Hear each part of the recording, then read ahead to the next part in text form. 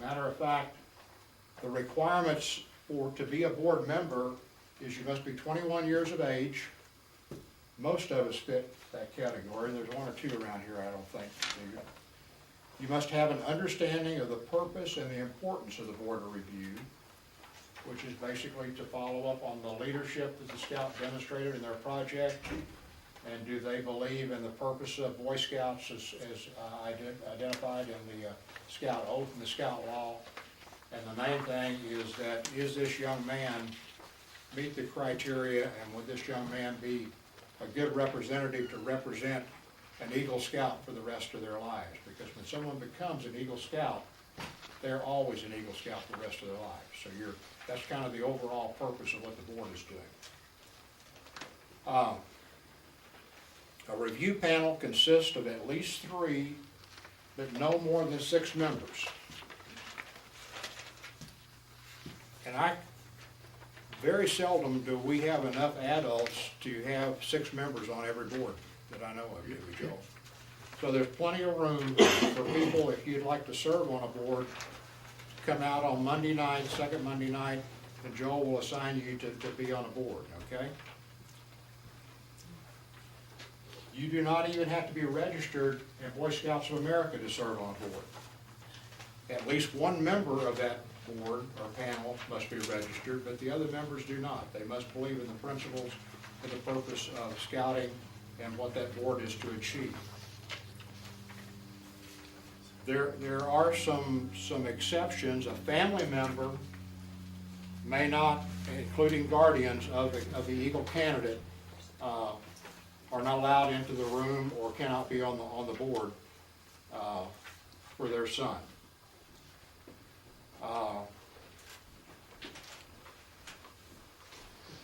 Also, people representing the benefactor of the candidate service project are not allowed to serve on the candidates review panel or board. So if you do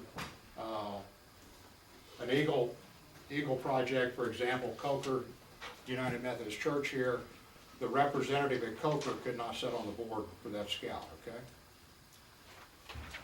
Unit leaders, and we're talking about scoutmasters and assistant scoutmasters, cannot serve on a review panel for scouts in their unit.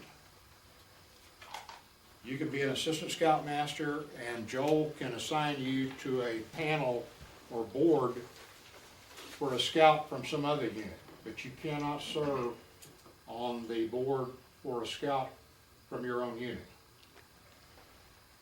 A member of the candidate's troop committee or unit committee is allowed to serve on the board for that scout. They're kind of the representative that helps the scout.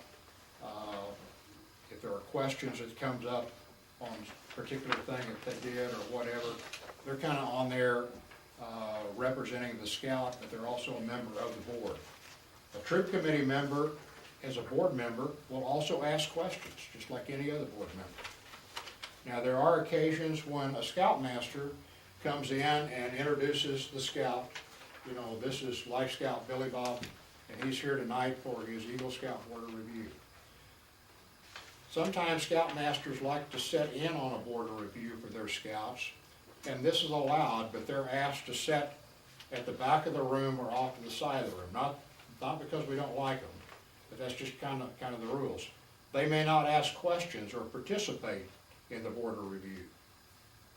If the board asks the scoutmaster to clarify something, the scoutmaster can speak up and clarify an issue involving the board, okay? So, troop committee member can sit on the board for somebody from their unit. A unit leader, scoutmaster, assistant scoutmaster may not sit on the board for a scout from their unit. They can sit on boards for scouts from other units. We all together now, okay? Can you have more than one member on the committee, from the unit committee? Yes, and sometimes we do that. You can. Right. Good question. Okay?